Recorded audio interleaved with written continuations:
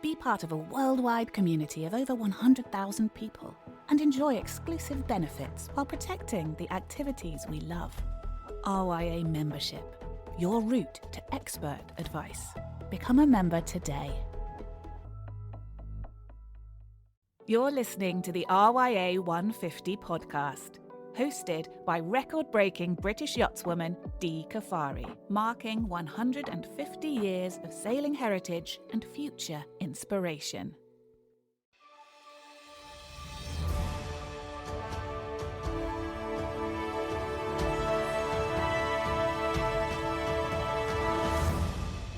This week we deep dive into the lives, challenges and triumphs of those at the very top of their game.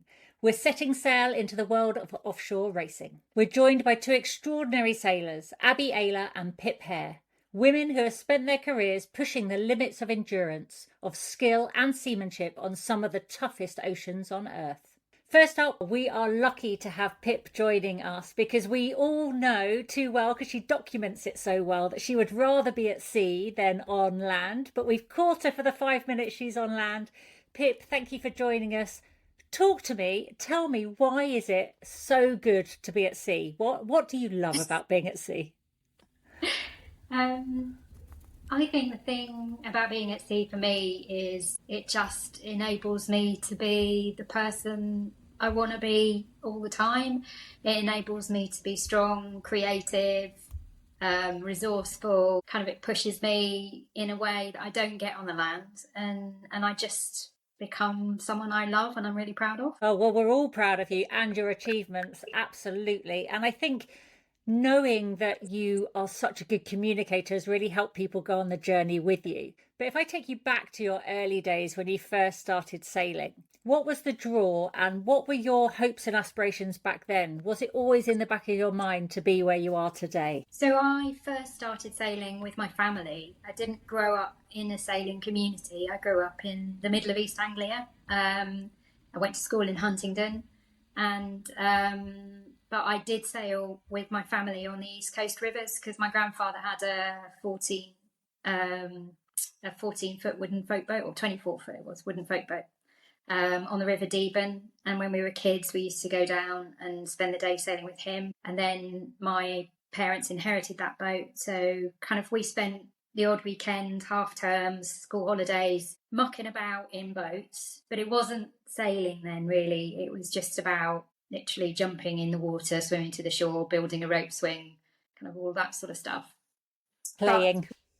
But when I was a teenager, that's really when I fell in love with sailing. I went on a sail training holiday when I was 16 on my own. And it was the RYA Young Skippers scheme, which doesn't exist anymore. But it was a sail training holiday for young people, run by young people. And it was the first time really that the first time I saw all the opportunity that sailing could give. It was an incredible amount of agency. You know, we were put in these little engineless hunter duets, and our cruising ground was Plymouth down to Foy and then up to Exmouth. And we just had a week to go where we wanted to go, do what we wanted to do, all under sail, doing all the nav ourselves, doing all the sailing ourselves. And for a 16-year-old, that's a massive amount of responsibility and agency. You can take risks, you can learn things, you can be responsible, but also you're kind of with a load of your peers. And I just fell in love with it. I fell in love with the sport. I fell in love with how much there was to learn. And I just wanted to know, in every sense of the term, what was over the horizon.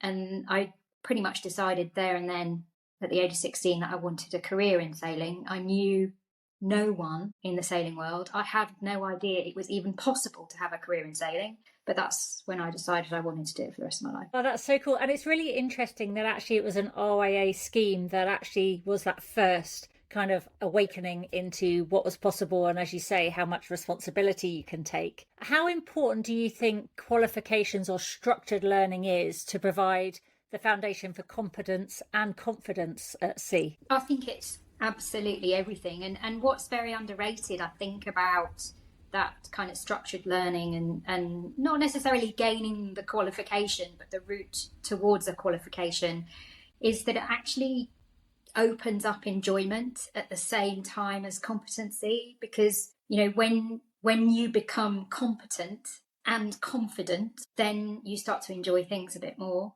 But I've always been a massive flag waver for that structured learning as a route into sailing. You know, I think a lot of people think the only route into sailing is through dinghy courses and through dinghy racing, but actually the whole Yachtmaster scheme, start yachting, day skipper, you know, the courses on the shore, all of those things also provide a really good framework for people to get into the sport and learn it. And if we take your transition now to being a leading light in offshore sailing, you know, your first Vendee Globe, I mean, that was just an evolution of a Pip that I think many people didn't know existed, especially the fact of you brought sailing to an audience that weren't used to looking at sailing. And I think that for me was just a huge milestone for our sport.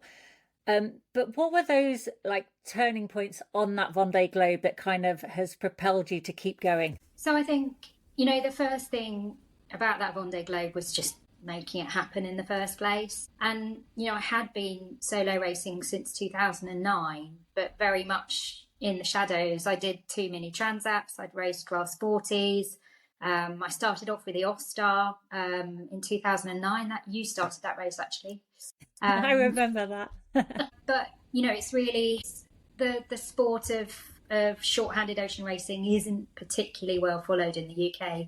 And so, you know, it's always really, really hard to break through and to kind of and get into the big league. So actually just turning up at the start line was the biggest milestone, I would say. You know, I started my Vendee Globe campaign with a whole lot of experience and knowledge, but a knackered boat, absolutely knackered, and a £25,000 bank loan. I had no team, no sponsor. I'd never sailed in IMOCA before. And I basically just every day I got up every morning and went, okay, what do I have to do today to make this a reality? And kind of just scraped along the bottom. So, you know, to even end up on the start line was a massive deal. And then you get there and you've been so focused on the start and all of those things that were, you know, thrown in my path to stop me from getting there, including COVID. You get to the start and you think, oh, okay, now I've actually got to sail around the world. I've been talking about it for so long. I've been telling people that I can do this for so long. And there it is. It's kind of, you know, it's do or die, quite literally. You got to make this happen. And I think that was a point for me of, I suppose, I had to. It was frightening, and you know the uncertainty over whether or not I could do it was always in the back of my mind. But I did make a conscious decision on that start line that whatever came my way, I would make the most of it. I would enjoy it, for starters, because me and everyone else worked so hard to get me there. But also, you know, I figured out that I owed it to myself to just be the best I possibly could be. And so, you know, I sailed aggressively. And the great thing about it was, you know, I was just 2-3 days in and it's like, yeah, this is what I want to do. This is where I want to be. And it just got better and better and better. Well, that's an understatement, Pip, because I think, you know, given the, as you say, the age of the boat, you literally sailed beyond the boat completely. And I think that's what set you apart. But a little bit of you, did you not think with all the experience that you had and the miles that you had that many weren't aware of, did you not think, oh, now I've got to the start line, the sailing bit's the easy bit? I suppose there is a bit that is true in a way. I find the sailing bit the easy bit, as in it's the bit that comes more naturally to me than the rest of it, and it's the bit that makes me happiest. But there's so many unknowns, and even, you know, going into my second Vendee Globe, there were still unknowns. There's always, I mean, that's why I love sailing, because there will always be unknowns. And something like the Vendee Globe, it's such a public platform. you're very exposed. You can't hide your failures. They're there for everyone to see, as well as your success. And so I believed that I could do well, but I wasn't 100% sure I could do well. And I didn't know what good looked like. So yeah, I was nervous for sure. It didn't show at all. And the evolution from that now is almost you're now having to have two hats on, at least two hats. I know there's many more because we've all lived it, but you're now setting up the business around you being able to be the sailor as well. So how are you managing to divide your time between being the solo sailor or the team sailor that's performing on the water and the CEO that's developing a company to make it all happen?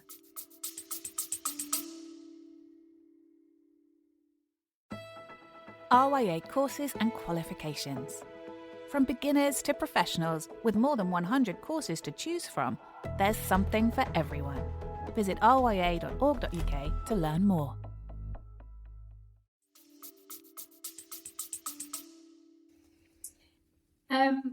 It's a really hard balance, and a lot of the time, I feel kind of guilty about one thing or the other.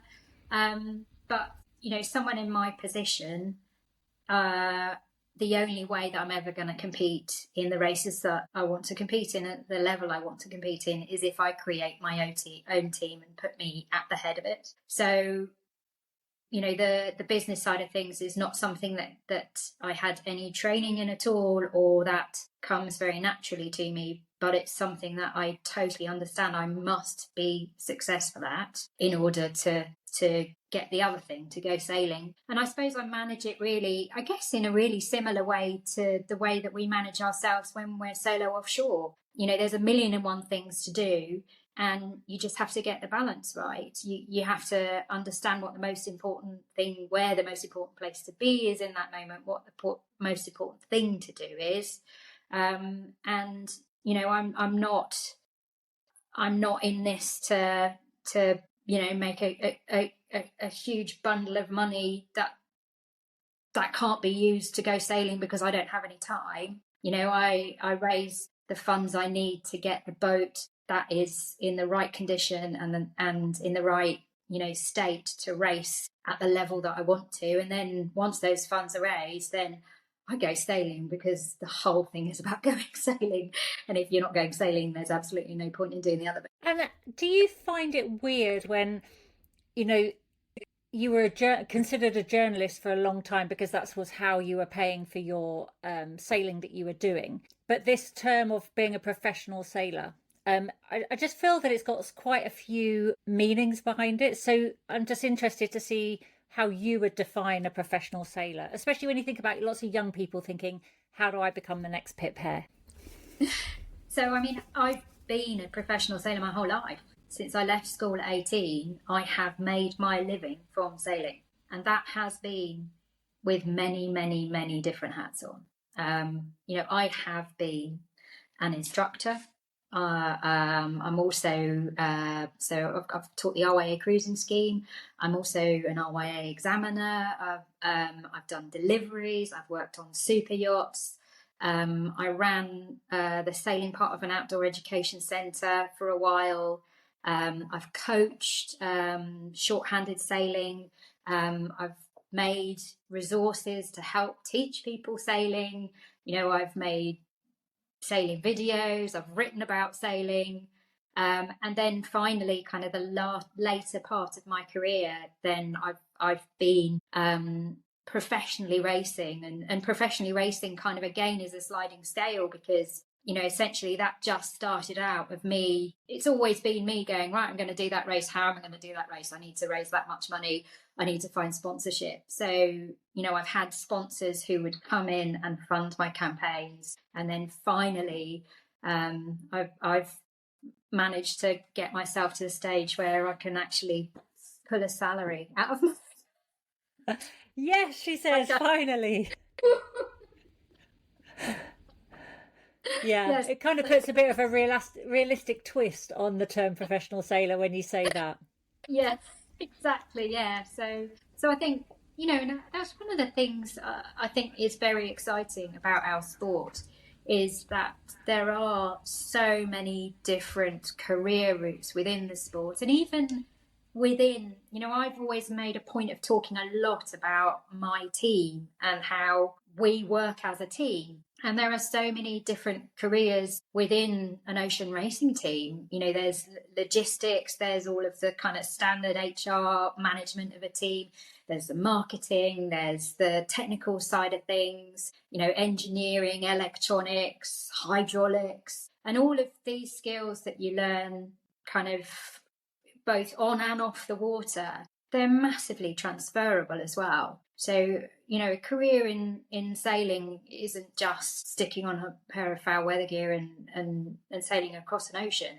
It can take you to so many more places than that. And the lovely thing there, I mean, not only have you worn many hats, but now as a solo sailor, when you're out there, you have to wear all those hats of all those skills that you've just described. And how much has technology evolved? So if I was to take you in 2020 on an older IMOCA and how basic that was, and now you're dealing with a pretty good IMOCA that's kind of transformed the way you have to sail.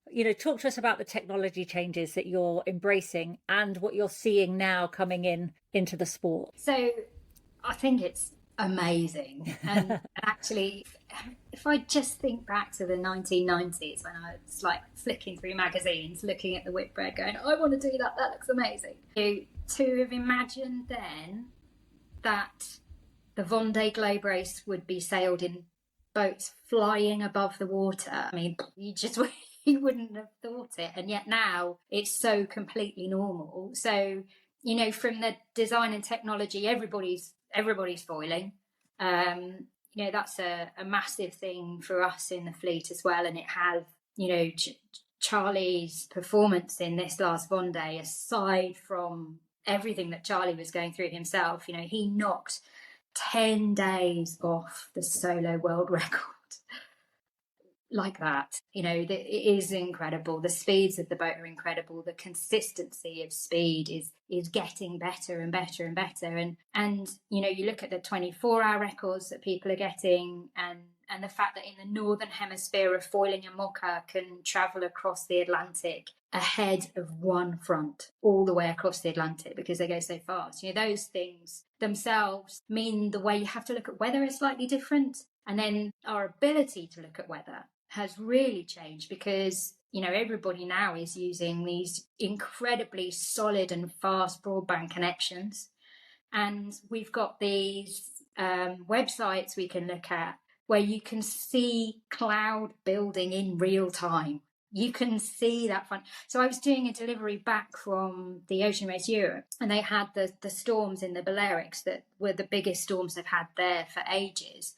And we were to the east of that, so we just passed Sicily, and we knew the storm was coming towards us, and we just looked at the satellite image in real time of these thunderstorms coming, and just sailed around the edge of them.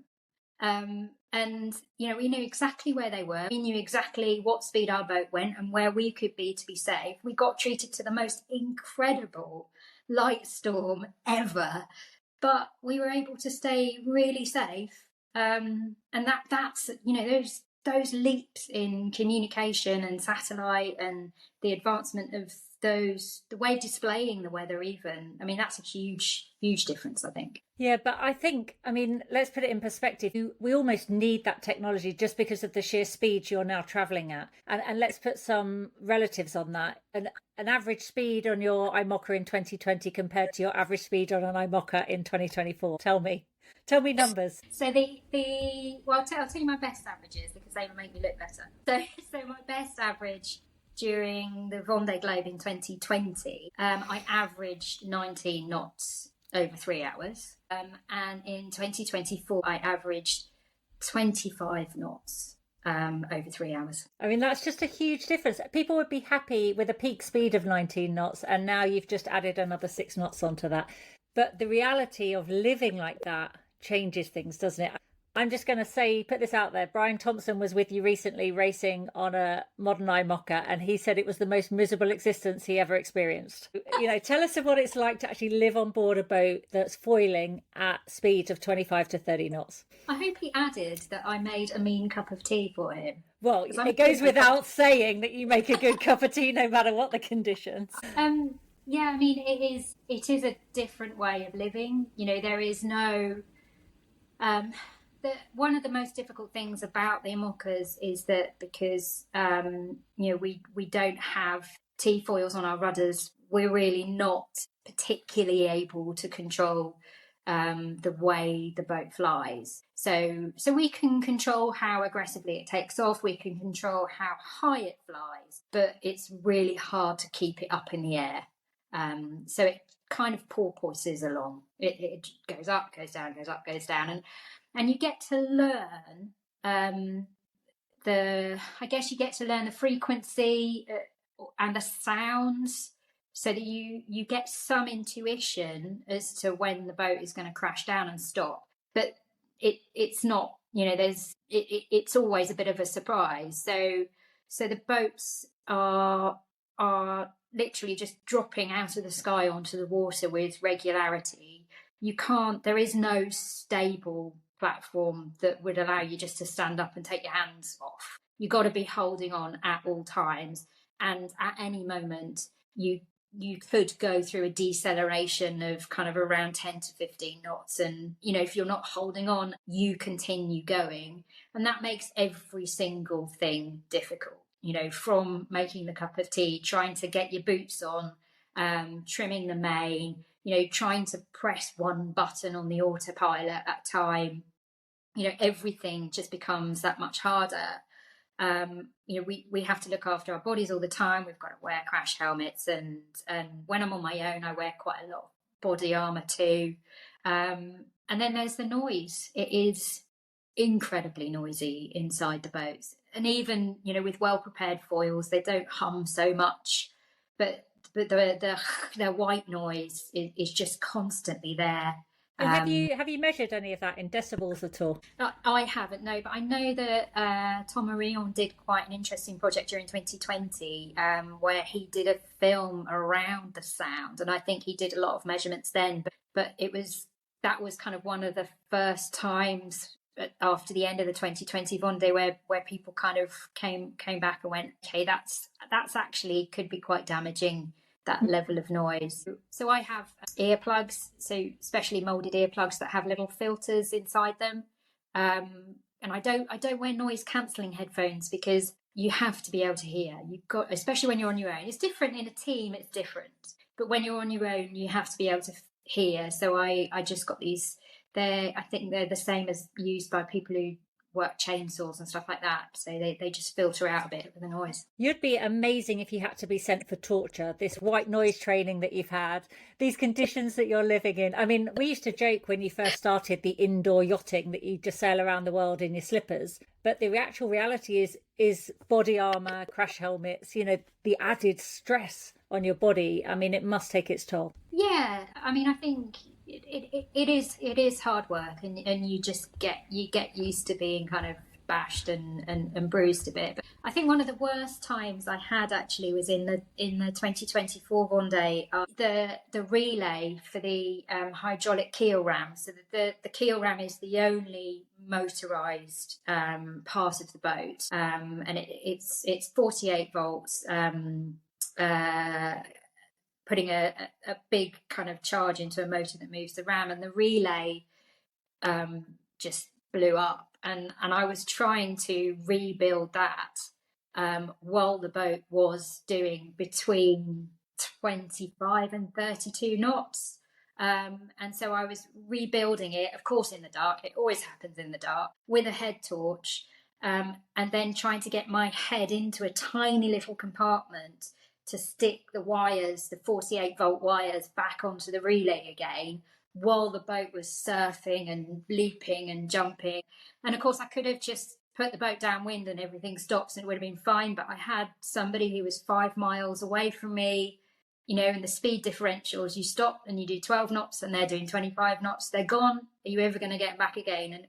And actually it's those times that it's quite painful trying to control all of your muscles in so many different ways to do those tiny little tasks. And that just goes to explain a little bit of just how diverse the skill set you need. I mean, when you're asked, what would you say are the key attributes that make a good offshore sailor?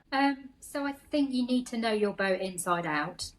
You need to know why everything is on board, what it does and how it works. But you don't have to be an expert. You definitely need to be happy using tools.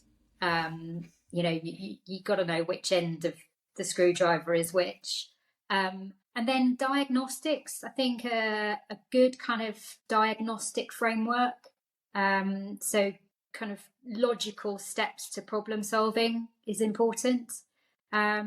And then with the solo stuff, we are allowed technical help. We're not allowed any other help, but we're allowed technical help. So then I think your communication skills are really important, to be able to share the right kind of information and concisely and in a way that can help people on the shore get their heads into your problem as well. Yeah, get all good skills and many skills that can come from other walks of life and experience. For you as a leading light in offshore sailing, what do you get excited about? What do you see has been changing in a positive way in our sport? So I think that the short-handed side of offshore sailing and ocean racing is absolutely in boom at the moment, and that's exciting to see. And it's not just in the kind of pro end of the sport. We've definitely seen in the UK the double-handed entries in the offshore races like walk, like jog, have just gone kind of that side of things has just been booming really for 8-9 years now, and is still growing, which is exciting. I think that does with it raise a little bit of a concern of how do young people get into the sport, because if there's only 2 people on a boat and there aren't so many boats offering crewed offshore racing, then I think it does make it a little bit harder for young people to get into the sport. But internationally, we're really seeing both kind of the last Vendee Globe. There were 40 entries in the last Vendee Globe. The mini transat, popular as ever. There are over 80 competitors in the mini transat. And then in class 40, there's actually seen quite a lot of around the world races happening in class 42, and of different levels, which makes it a lot more accessible to people. I think, I always think of my story. How did I get into this? I got into this through the Ostar, because that was what was accessible to me. I couldn't just go straight into a Vendee Globe campaign. I had to work my way through. And also, not everybody wants to do a Vendee Globe, but some people might want to race across the Atlantic single-handed. So I think having a diversity of levels of race and budgets available is just kind of inspiring people to do these really big adventures, and I think that's exciting. Yeah, I agree. I really like that fact that you said, there are a number of different levels that come in on different budgets that will have something that works for everyone. Just looking ahead, we've seen you now off the Vendee into team racing in the Ocean Race Europe. But what's next in the Pip Hare world of future campaigns and races, if you can share anything? Because I love this post Vendee year where it's just who's swapping with who. It's like the big changeover. But there's a lot of change happening. It's a very volatile environment at the moment. So what can you tell us?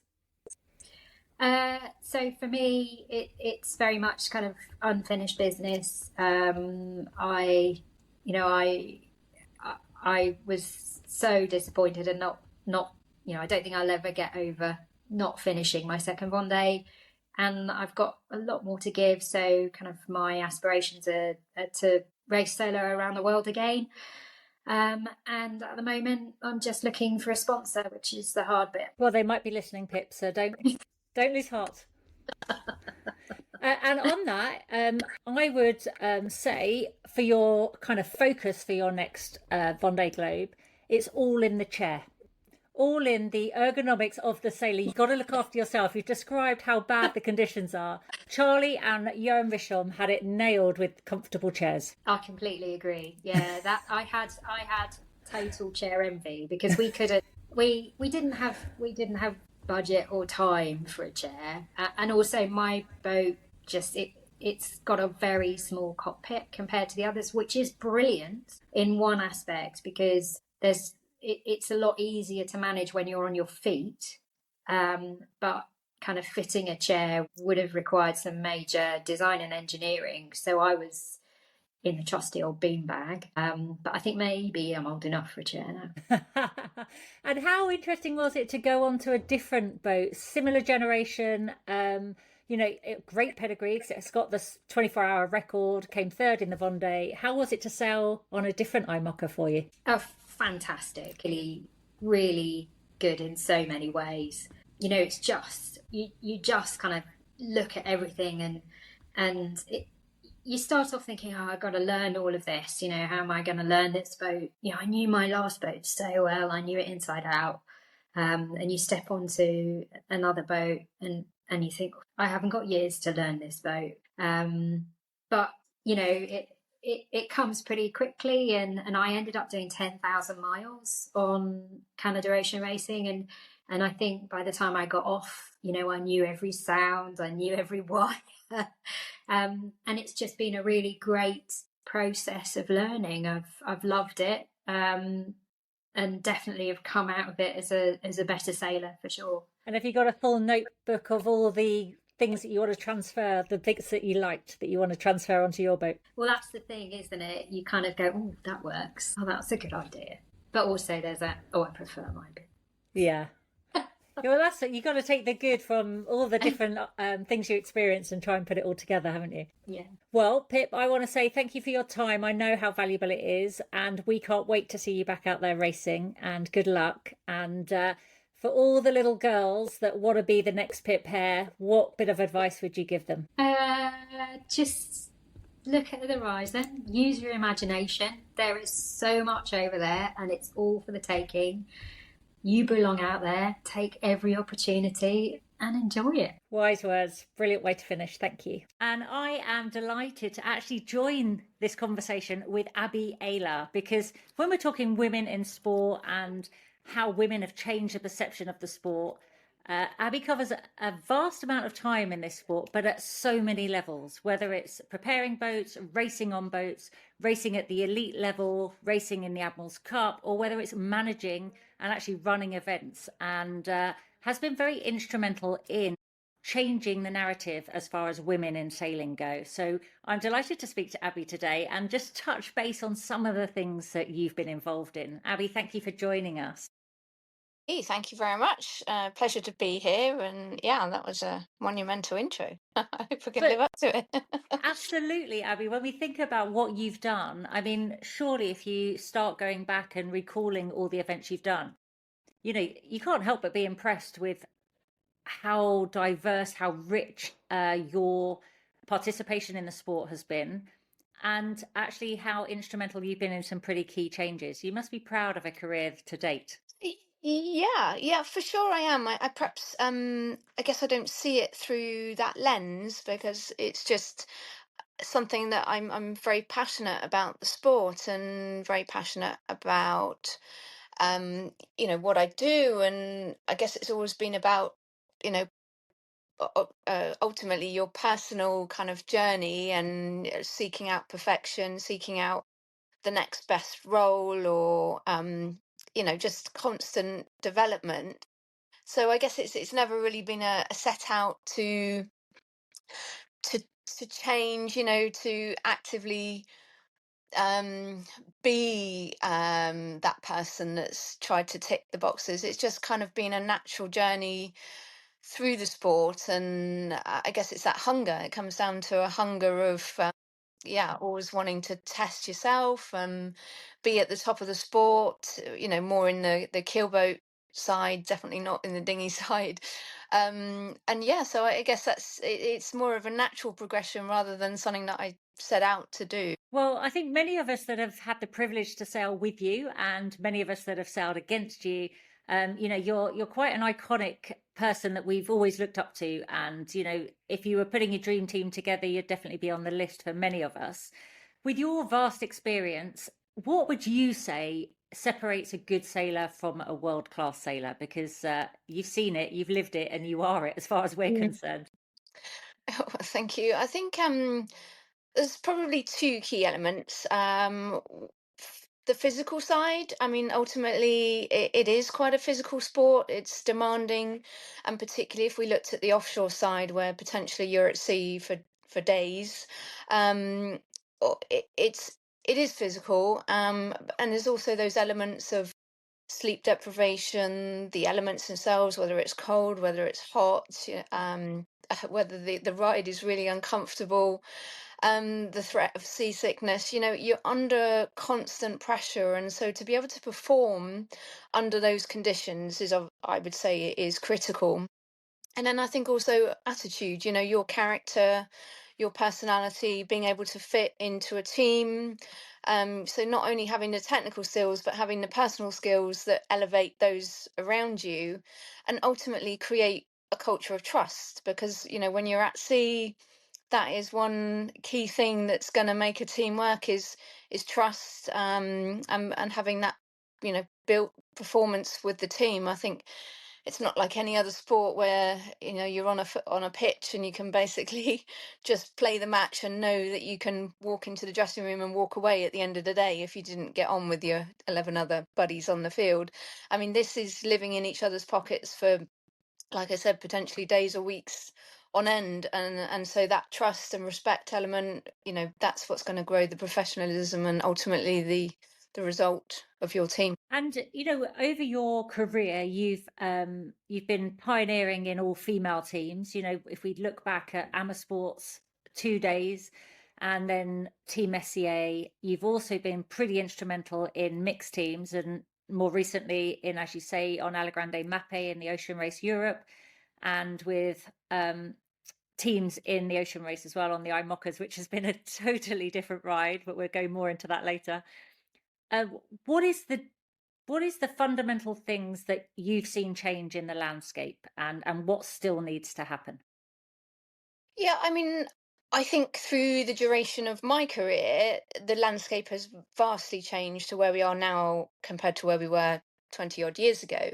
And I mean, there'll be people that will say, well, no, it's still, we haven't made any progress. We're still stuck in, an unequal sporting landscape. But I think it has massively changed. I mean, I think back to when I was starting out in, say, the early 2000s, it was rare to see other female sailors on teams in the events that I was competing at, whether that was Key West Race Week or the med circuit on the TP52s.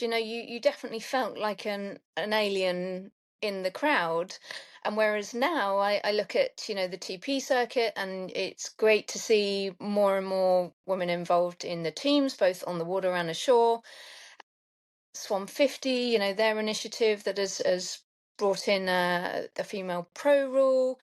So there's definitely change, and it is vastly different to where we were 20 years ago. And that's not to say that we're into the clear. It's just to say that there definitely has been change, and I think we have to recognize that as a positive step forward, and perhaps not as quick a step forward as people would like to see, but it's definitely changing. And I think the steps like the initiatives that we've seen from the Volvo Ocean Race, from SailGP's Women Pathway Programme, from platforms such as the Magenta Project, they're all making a difference. And I think it's trying to normalise that landscape where seeing men and women compete on the same boats is not a special story.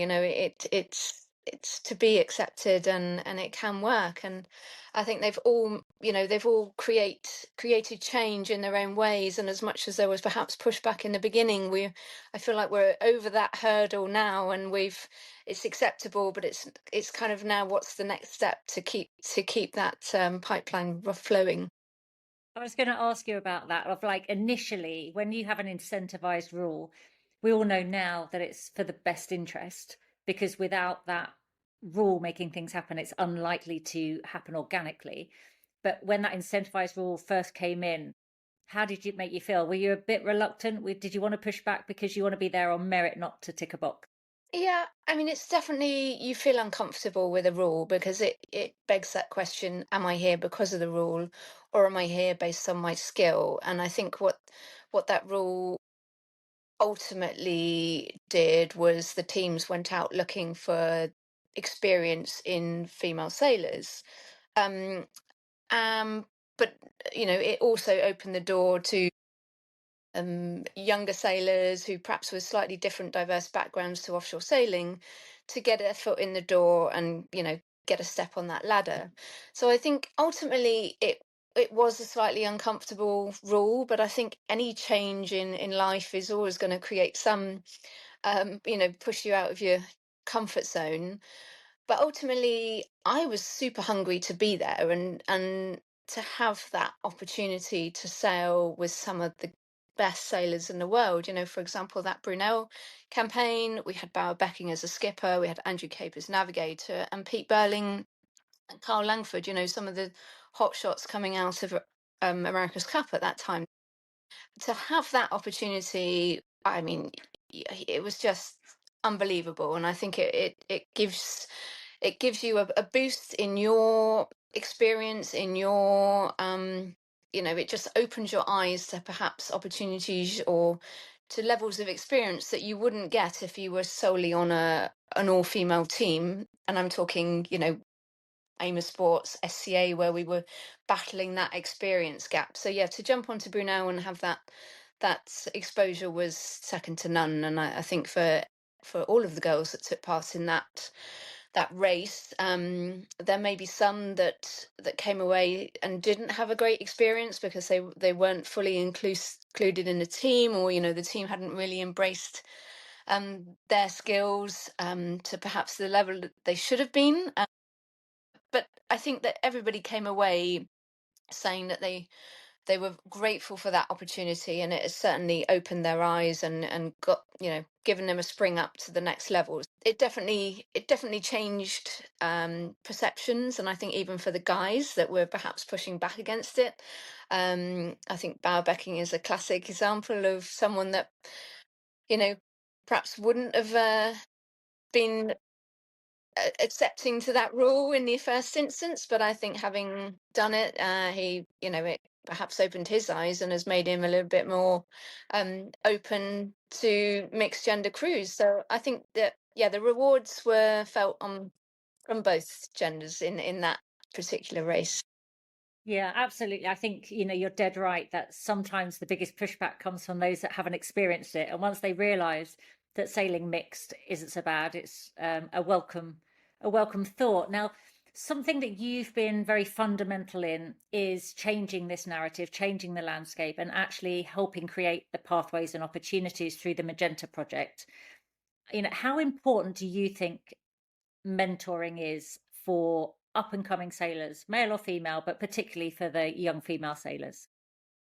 I think the mentoring side is a crucial element.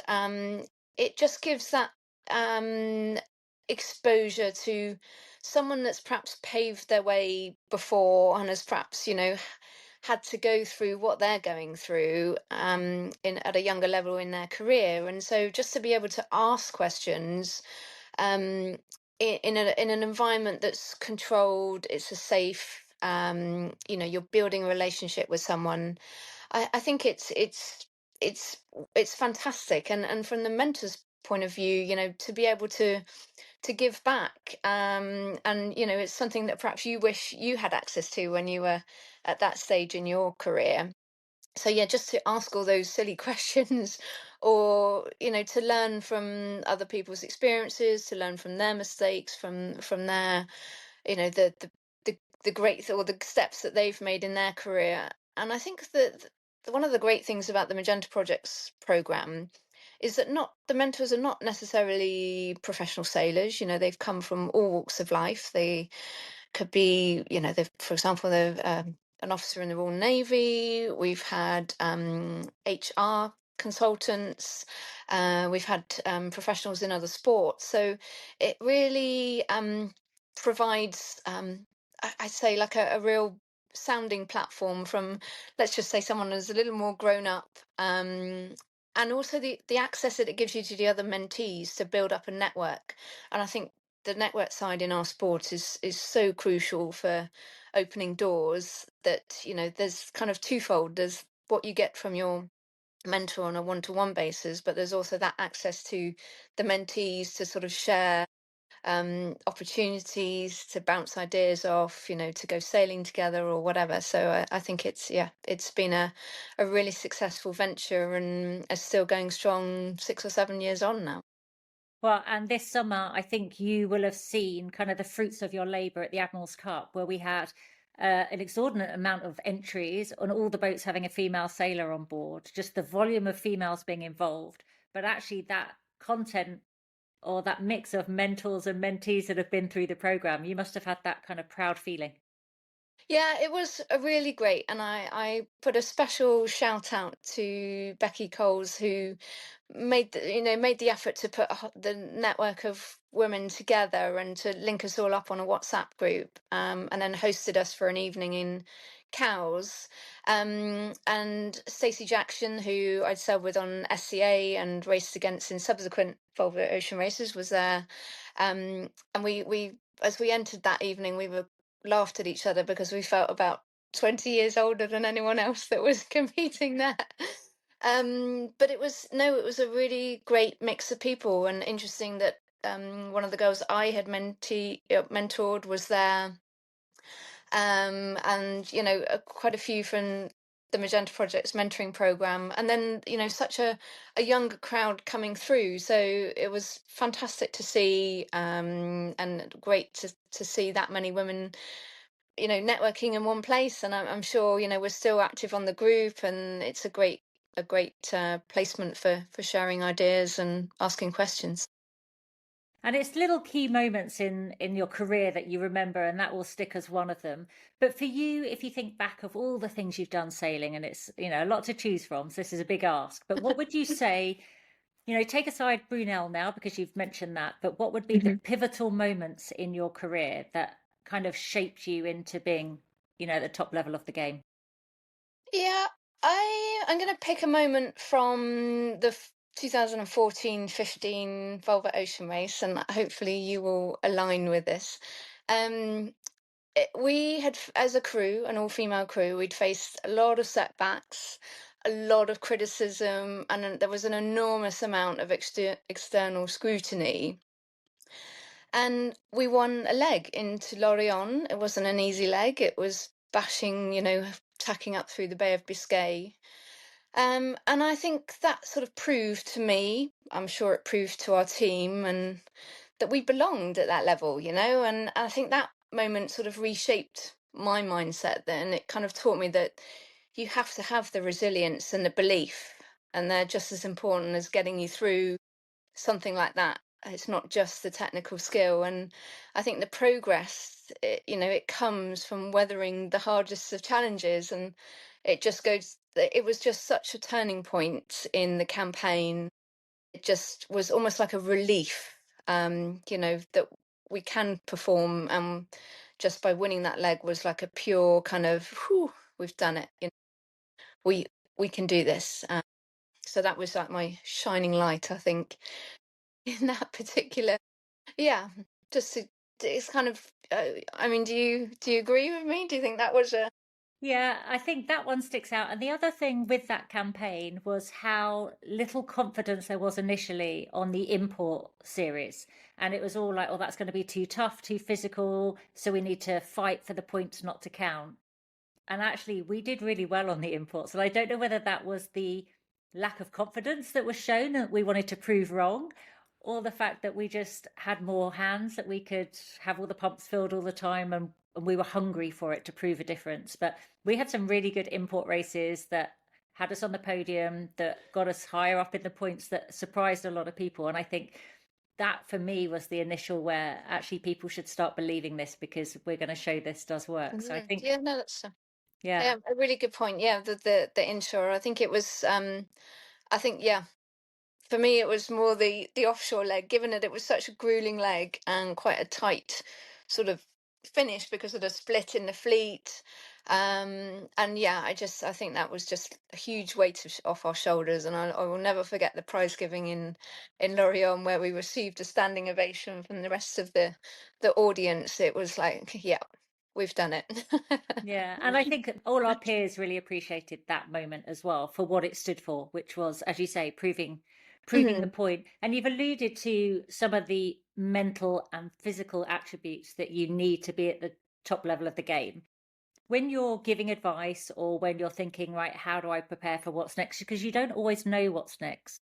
What are the key mental and physical things that you would put at the top of the list? The biggest thing I would say is resilience. And it would be easy to say, yeah, resilience physically, because you kind of train yourself to deal with discomfort, and pain and intensity, whether you're going to the gym or going running, or whatever it is you do to keep yourself fit. You build up that physical resilience, but I think it's the mental resilience which is going to carry you through those darkest moments, particularly when the race might be feeling endless and the conditions are just being really unforgiving. Um, and I think that's something that you build up, and it's having that honesty with yourself, that emotional awareness of where you are, why your emotions occur, how you deal with them, or even just dealing with emotions of your crewmates, being able to manage it and to move on. And I think that is one of the critical points of, particularly with offshore sailing, is really having that mental resilience to push through those dark times, because they're not going to last forever. And you had years of being talking of resilience, you've had years of being blasted with all the elements. And the last few offshore races you've been involved in, it's been a very different type of racing. Joining the foiling IMOCAs, it's more indoor yachting, which is actually sometimes a little bit harder. Although you're not facing the elements, it's not the most pleasant of places to be, is it? No, certainly not. No, I think it's quite funny, the term, that indoor yachting, where everyone thinks you're just inside in your pajamas and your slippers. It's a different sort of sailing, and I think I've, uh, sailing around the world with Wholesome PRB in the ocean race was kind of eye-opening in terms of, yeah, I mean, the power and the acceleration of the boat, of the IMOCA 60s, is just unbelievable, and it's mind blowing if you've only ever sailed a displacement boat. But equally, the ride is violent. I mean, it's brutal from a different perspective to, say, the Volvo 65s, where you're just constantly grinding or moving sails or stacking a million food bags down below. It's The physical side is just hanging on for dear life. The deceleration when you hit a wave is, if you're not holding on, can be end in disaster. But yeah, life is just hard on board those boats. So yeah, it's definitely a different kind of sailing. And yeah, as you said, the physical elements are quite different, but the rewards of sailing those boats are just, yeah, they're impressive. So you take the good with the bad. But you've almost changed your kit list, where you were hats and gloves and, waterproof stuff. Now it's skull caps and protection, right? Yeah, exactly. It's your rugby skull cap if you're going to go down below and do any stacking. If you're going up on deck, then you definitely need to be watertight, as in, like you're wearing your rubber seal around your neck and your wrists and strapped down at your boots, because because the boat is going so much faster when you go out on deck, the force of any water coming over the deck, or, getting fire hosed down your neck or up your trouser leg can be really disappointing from your wardrobe And there's probably department. not a lot of sympathy going on amongst the crew, because when these guys are sailing on their own, they like depower the boat to make the sail change happen. Then they come back and they set it off again. But actually, in a crewed format, there's no sympathy for anyone. You're just sent out there, aren't you? Yeah, pretty much. I mean, I remember with Wholesome where, we would always do the sail changes with the full crew, you'd wake them up. And we would always try, say we're changing a sail, so you'd have to drag the sail out of the back of the boat into the elements, get it on the foredeck. And the whole time the boat was going at full noise during that time. And then when you were kind of ready to start clipping things on and perhaps needed to go out to the prod, then they would slow the boat down. But I just remember that was the most terrifying sort of 2 minutes of my life, was getting that sail from the back of the boat to the bow while the boat's doing 20 to 30 knots of boat speed, just praying that you didn't hit a wave, because you'd be flushed back in no time. So yeah, that was it was all quite interesting. That's that element of trust being tested big time. For sure. So now, with your vast amount of experience, and you've experienced it from both sides, whether you're shore side on Sail GP, or whether you're managing the Women's America's Cup, or whether you're racing in the Ocean Race Europe. What's your advice to female sailors wanting to progress in the industry? Well, I think it's about taking opportunities, taking anything that you can. I mean, never saying no to anything, even if it doesn't seem like the most appealing or door opening opportunity. Things, can pop up in the most unexpected places. So take every opportunity. I would say if you're focusing on big boats or offshore sailing, then having a secondary skill is a very valuable tool and is going to set you aside from perhaps someone else when they're, putting their crew together. And I think attitude, which I mentioned before, is, not being afraid of hard work. You can't parachute into these roles, so you do have to work your way up. Hard work is recognised in this sport. There's a lot of unglamorous roles, such as bailing out the bilges, and but you do need to work your way up the ladder, and that will be recognized and rewarded over time. Yeah, I think it's a sport that rewards experience, so the more you have, the more valuable you become to a team.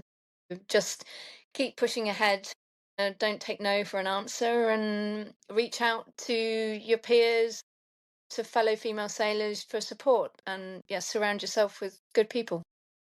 That's wise words. On that, the varying campaigns you can do, there's a difference, isn't there, whether you're with a fully funded campaign, a less well-funded campaign, and where that role of the sponsor sits, of how much work you have to do. How do you manage that, or what kind of balance is there with the requirements for the funding and the sponsorship and your obligations as a crew member? Yeah, I mean, I think firstly, if it's you trying to raise sponsorship, you have to be proactive and strategic. It's not going to land in your lap. So it's building up your networks is going to be a key. Telling your story and highlighting the values that you can bring to a team. And I think also, as I said before, surrounding yourself with good people, whether that's mentors or allies who can open the doors and provide the support. And yeah, there is a balance to play between sponsorships requirements, and there's times, particularly in the offshore scene, where you're just absolutely whacked, but you're being pulled to do interviews or come and meet and greet some of the sponsors' clients.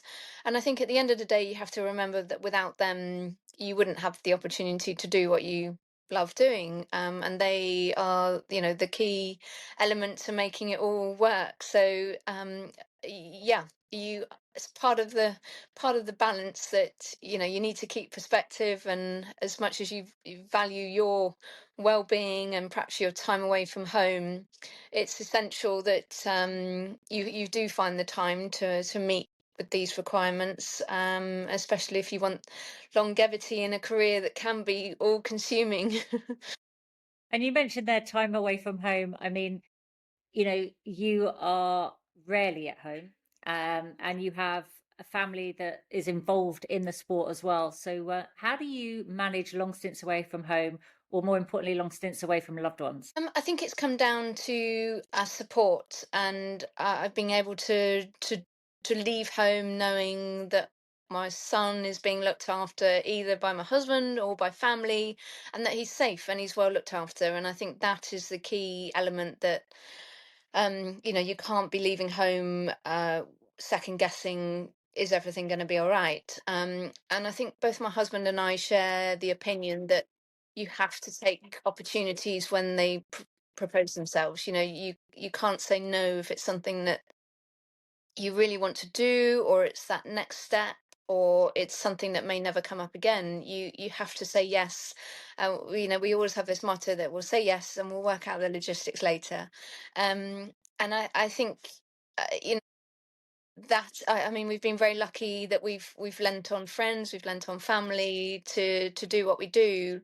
But I also think in terms of our son, it builds him up as quite a resilient young man. He's had the opportunity to travel with us to some of the destinations, and to share that journey with other kids on the adventure. So yeah, we've made it work. It's not easy. It's a difficult balance to juggle, but I think at the end of the day, we're both happy parents because we're doing what we love doing, and we'll make it work. And just briefly, in the life of Abby Ehler, what's next? Because, I'm exhausted by this year alone of what you've achieved, but I'd love to know if there's any indication of what's coming next. That's a fine one coming from you, Dee. That's why I'm on this side of the table. Yeah. Well, just back, as you said, from the last leg of the Ocean Race Europe with Team Alle Grande Mapai, and having a week at home before heading off to do Les Voiles de Saint-Tropez, which is always a great final regatta, kind of rounding up the season, with the classic yacht Blitzen. Followed by a bit of shoreside work with SailGP through the winter months. And yeah, wait and see what next year has to bring. Well, I have no doubt, Abby, that with you it's going to be very exciting, and at the elite level. You literally wear many hats. You take on all the different roles, which is why you're so willing to be part of projects, but it's why everybody wants you. So thank you for spending time with us today and having your insight into the industry. It's a pleasure. Thank you, Dee. And yeah, I look forward to seeing you on the water very soon.